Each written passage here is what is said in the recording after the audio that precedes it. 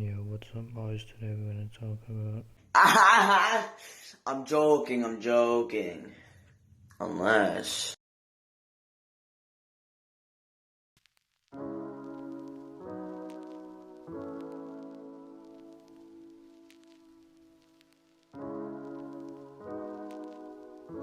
What the fuck is up, Kyle? Today we're gonna talk about the different kind of controls that you can use, the different game styles, and what kind of thumb grips you should use.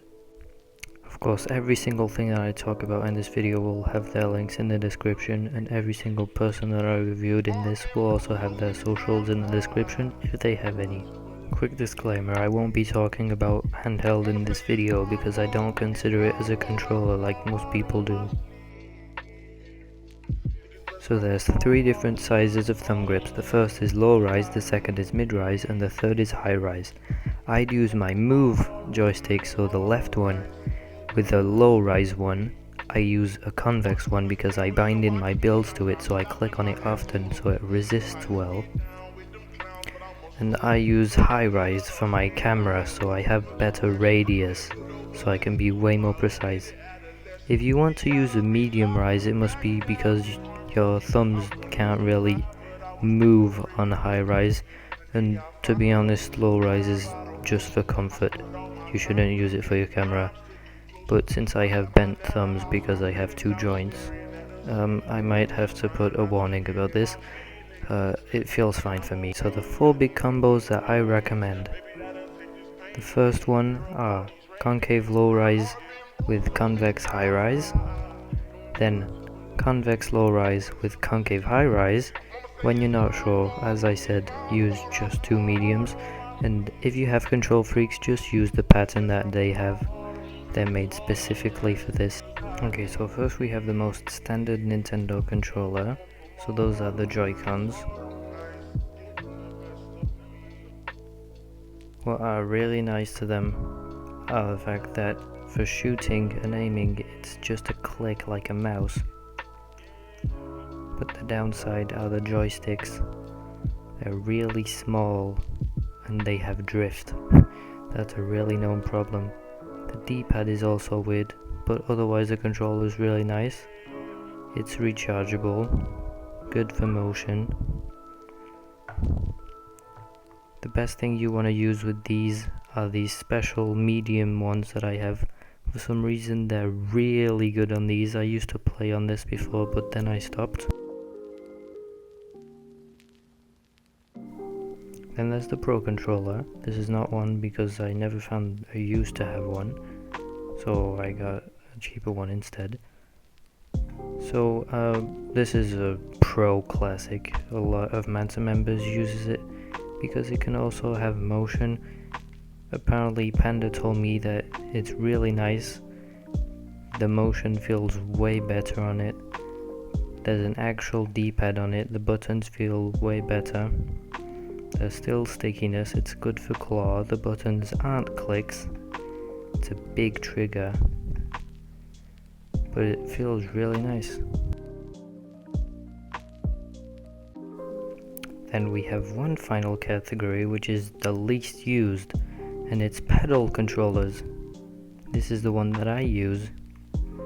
This one is a PDP wired deluxe controller. I know that Tetra uses a PDP controller too. It's the Afterglow, which is wireless, so it has motion. I don't use motion, and since it has lights, I prefer not using it to not get too distracted. I don't think that it's really bright, but I just don't want to use extra battery for it. So it feels really nice. The D-pad is good. The buttons press well. The pedals are remappable. There's a headphone jack.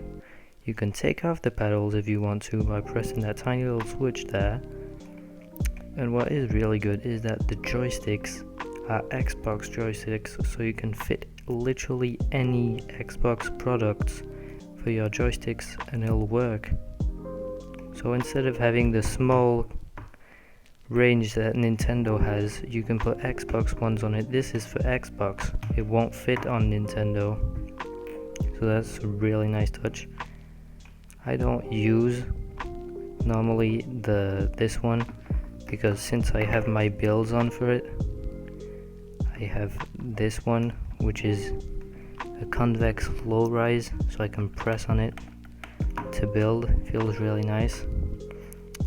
Now we're gonna talk about the different playstyles that you can have with it and which one I think is the best and why. So I think that the Joy-Cons are really the best just to use motion, not for anything else. You can still use them, but the fact that the joysticks are so weird and that the click quality on the buttons apart from the triggers aren't really that good, I don't really think that there's any use in doing that. So then we have the Pro Controller. I'd say that it's a 50-50 with motion and claw. It's really good. A lot of very good Switch players use them. I'm not saying that every good Switch player uses them and you should buy them. The only problem for them is the price, but other than that every single button is good. Feels really nice. D-pad is good as well. I'd say that the only problem is the triggers, and it's not that much of a problem. I'd say that this is the best for non-motion players because these are Xbox joysticks, so you can put any Xbox thumb grips on it. There's 2 pedals behind. The plate feels very nice and the buttons are very cool. There are also clicks. The D-pad works very well. It's very grippy. It has a headphone jack. And the best part is the price. It's £20, which is 25 euros and $27 instead of the 60 for a Pro Controller. This is just as good if you don't play motion. So not only can you buy like Control Freaks, but you can also get a LAN adapter for it. It's just perfect.